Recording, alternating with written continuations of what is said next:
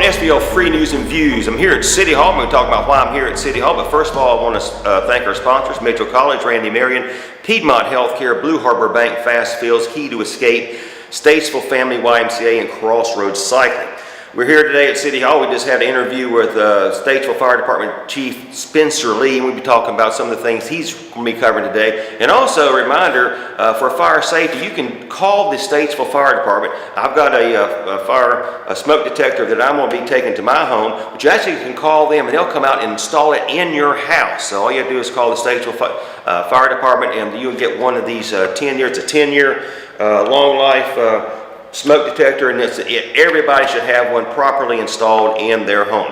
Okay, so also I want to thank another reason I'm here at City Hall is this is going to be the first stop on A Christmas Carol, Theater Statesville's production of A Christmas Carol, the Charles Dickens classic. Two of the stops are right here in City Hall, so get your tickets now because that will be selling out. That's in December, starting December the 7th. Okay, back to Spencer Lee. Spencer Lee wants to talk about some new things that are coming up with the fire department, so we'll review those, and let's hear from Spencer Lee. Thanks, Brian. I'm here today in Statesville City Hall with Statesville Fire Chief Spencer Lee. Chief, thanks for joining us. Thank you for being here. Appreciate the opportunity. Sure. We got a few things we want to cover today. Let's start with a little discussion about holiday fire safety. I know there are definitely some tips and pointers you can provide to people to, make sure they get through Thanksgiving and Christmas safely. What's your number one piece of advice? Well, cooking fires is the number one cause of fires that we respond to today.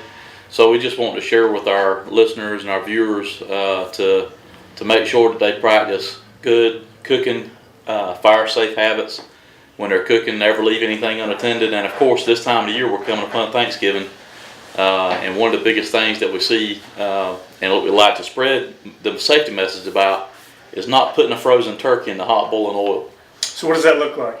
A big fireball, a gigantic fireball. It can make a very almost an explosive situation. So it's make sure your turkey's defrosted. And mostly you should do your cooking of your turkeys outside too. Yes, absolutely. Outside of a building, away from anything flammable and that sort of stuff. If you got like a concrete driveway you can cook it on, that's good. Now, a good idea is to put a mat underneath because the oil's always, kind of popping out. So, but biggest thing is just make sure that the displacement in the pot when you place the turkey in there doesn't make the oil overflow the pot. And of course, make sure it's not frozen, and make sure it's dry when you put it in. Now, once we get past Thanksgiving, we'll be moving into the Christmas season. People bringing live Christmas trees into their houses. I know that poses a fire hazard. What are things that people can do to make sure that they're safe? Well, for one thing, and we like doing live Christmas trees because they bring a great smell into the home, and it's just a tradition our family has followed. But what I found works well for us is that we try to pick a tree that's been freshly cut. And if you don't know what the day the tree was cut, you can always ask the person that's selling the tree. If you're buying from a corner lot where they're selling Christmas trees and that sort of thing, they should know. And when you buy the tree, you want to buy something that the leaves are maintaining. In other words, if you were to pick up the tree by the trunk and drop it, or if you were to gently pull on the limbs, the needle should stay there. Okay. Now you'll see a few fall, but you shouldn't see a lot fall. If you see a lot of limbs, a lot of the leaves and needles falling off the tree, then that's not a tree you want to purchase. And so when you purchase the tree, you'll want to cut a little bit, about an inch off the base of the trunk. And so that allows, when you place the tree in your home, you want to put it in fresh water, okay? And that cutting that little bit off the trunk will allow it to draw that water up in the tree. And that keeps it from drying out. Yeah, it'll maintain it for a while. And then what about in terms of where you keep the tree in the house? Use of extension cords and other things for the lights. I know those things can present problems as well. Absolutely. Probably is one of the next highest leading causes of fire is electrical. So we want to make sure that when you're running your lights, especially outdoor lights, that you're using lights that have that little label on it with the UL in it. Yeah, it represents Underwriters Laboratories, and they've they're certifying, or a manufacturer certifying that that light or that string of lights meet certain specifications according to Underwriters Laboratories. So you want to make sure the lights meet that requirement, and that you're using outdoor lights for outdoor, applications. And when you do run drop cords, you want to make sure that you're not overloading the drop cords, and that you want drop cords that are designed for the load that they're carrying. And just remember, the drop cords are temporary wiring. They're not meant to be placed as permanent wiring. Occasionally we see people that because of older homes, they don't have as many receptacles. They'll run drop cords underneath rugs and things like that, or you have a tendency, they'll generate heat and they'll start fires that way, or they'll run drop cords through doors to go outside, and that constant movement of the door on the drop cord can fray the wires and cause it to start a fire that way as well. So just exercise caution when you're running drop cords. Use surge protectors when you can. In fact, we just encourage use of surge protectors altogether. So, and that helps with a lot of things. And as the weather gets colder, I mean, every year you hear about fires that are started by kerosene heaters or space heaters, and I'm sure you have some advice along those lines, where to keep them. Absolutely. Yeah, so anytime you use a space heater, you want to make sure that you have a 3-foot clearance around it. Just last year we had a case where a family had a space heater inside the bedroom, and the space heater was so close to the bed that it caught the bedding on fire, and there were children sleeping on the bed. And it was fortunate that the older child that was sleeping on the bed was a teenager, discovered the fire and got the family out. But it ultimately became a total loss to the home. And they were very fortunate to be able to get out. And smoke detectors helped in that case too, but bottom line is make sure there's maintained space around the space heaters. Space heaters need space. That's a good way to remember it. Okay, well, thanks for that good information. Hopefully people will take that to mind as the holidays draw near. Let's talk a little bit for a minute about the openings you have. I saw when we walked in City Hall today, you have the sign on the front for firefighter interviews. Yes. I know you have 6 openings now. Tell us a little bit about how those openings came about and what you're looking for in your new firefighters. So this year we applied for the FEMA Safer Grant, which is a staffing for effective response forces for the fire department. And so the staffing for adequate fire and emergency services is what the Safer Grant stands for. Bottom line is we were looking to staff our ladder truck with more personnel. And so we applied for the FEMA Safer Grant for 6 personnel, and we were awarded the grant. And so there's a shared cost between the city and the federal government on that grant for over a 3-year period. And so we're hiring 6 personnel. We're working on a process, doing interviews right now for 6 new employees. These will be new positions, and hopefully these positions will be used to help support the ladder truck. Okay, and tell us a little bit about the process for applying for a firefighter and what the applicants go through before you ultimately hire somebody. Okay. So our hiring process for the City of Statesville is an online application process. You can access the city's application process through www.statesvillenc.net. Go to the Human Resources page on there, and you can see the openings that are available.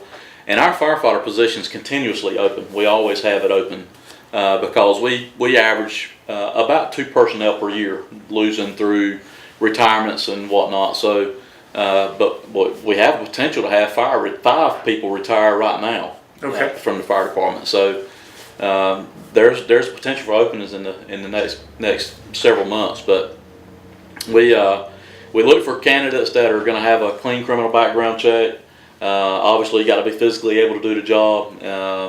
And then, of course, we go through a hiring process where we do a physical abilities course, and we offer a practice session on that before we actually do the physical abilities course. So if there's somebody that's got an interest in fire service, they thought about that fire service as a career, but they don't know if they would actually be able to do their job or not. That's an opportunity. Plus, we offer opportunities for citizens to do ride along too. So. No, will the applicants will they have to have completed the firefighter training at Mitchell or somewhere else?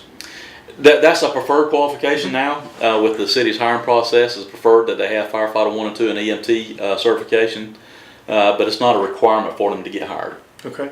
In fact, we're looking to expand the diversity department. And so in order to make that happen, we realized that many applicants that would be able to come to the department don't have that training. So you don't have to have that training to be hired. It's just a preferred qualification. And you would then get that training once you were hired? Yeah. Okay. In fact, we've got a great partnership with Mitchell Community College right now. They'll be starting these 6 new candidates that we're going to hire out of this group we're interviewing yesterday and today. And they're going to be running an academy for us. Okay. And they'll come out of that academy with firefighter 1 and 2 certification, EMT certification, technical rescuer certification, and a couple other classes. Okay. And so as soon as they're hired, they would probably go right into that. Yep. Okay. All right. Well, very first day. Good information. And the starting salary for those positions is around $30,987. I think you told me. Yeah, it's just under $31,000. And then you would be eligible for city benefits. And I think you mentioned when we talked previously that after 6 months you're eligible for a good raise. Yeah, if they complete 6-month probation, they'll get a 5% pay increase on top of that. Okay. So again, you can look at the city's website for more information on those positions, and you can apply online. Chief, one other thing I'd like to talk about today is the future of the fire services in the discussion on the Municipal Services Center in South Statesville. The city has bought the land, and you're in the design stage now for that center, which would house fire, EMS, and the police patrol division. Yes. Do you have any more information, I guess, on the timeline for that, and what will you do with the existing Station 1? So, as far as the timeline goes, what we're looking at right now, City Council's authorized us to move forward with the design on the station. And so, as part of the capital improvement project for the Municipal Services Center, we're going to be, in the next coming months, working with the architect and the developers on that particular project, and bring City Council a design that they can choose to approve. And so pending the approval of that project, then it'll be 18 to 24 months build time for the building. Okay. In the process of building that building, obviously we're going to maintain Fire Station 1 as it currently sits at 316 South Meeting Street. Once we occupy the facility at this location is going to be at Shelton and Amity Hill in that area. So when we occupy that station, Station 1 will be maintained with basically a skeleton crew until we can relocate Fire Station 2. Okay. So then that's the next stage. Yes. Yeah. So it's kind of a 3-part process, if you will. We got the design, build of Fire Station 1, or the Municipal Services Center, which, like you said, will house the patrol division for the police department, and EMS. Iredell County EMS has a vested interest in having a presence there as well in that area. So the design will include space for EMS to be there as well. And of course there'll be meeting space for the community. The community can come in and use the facility for meetings. And of course we have a need for meeting space. Both police and fire are just terribly compromised for space right now. And so having that space will help in some of those situations. The building for Station 1 now, 316 South Meeting Street, again, we'll continue to maintain that just long enough for us to relocate and build Fire Station 2. And do you have land for Station 2 already, or you're looking in the process? Not yet. We're in the process of looking for land now. So that's a couple years out. Yeah. That'll be some time down the road, past the building and construction completion of Municipal Services Center. Okay. Well, Chief, thanks for joining us today. Busy time for you. We appreciate you taking a few minutes to share what's going on with our viewers. Well, we thank you. Okay, so there you have it, a good interview with Spencer Lee, and remember to go out to call the Statesville Fire Department and get your smoke detector installed today or this week. And also, if you haven't done it, go to SVLfreenews.com and sign up for your email edition, which comes out every morning at 5 a.m. So I know it's been a rainy week. Hopefully the weekend will be a little bit better, so we'll see you on Friday.